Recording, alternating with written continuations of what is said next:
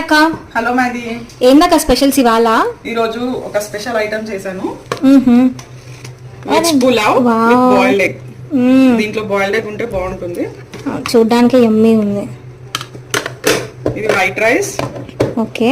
దీంట్లోకి నీకోసమే మునగాకు పప్పు and raita, salad, onion and lemon. Nice. బాగుందక్క ఇవాళ లంచ్. అసలు రైస్ ని చూస్తుంటే నాకైతే నోట్లో వాటర్ వచ్చేసినాక. వైట్ రైస్ వైట్ రైస్ అంత బాగుంది. ఇప్పుడు ఎగ్గుతో కూడా ట్రై చేస్తాం. ఎగ్గుతో కూడా బాగుంది అక్క. కాంబినేషన్ మంచిగా ఉంది. ఎగ్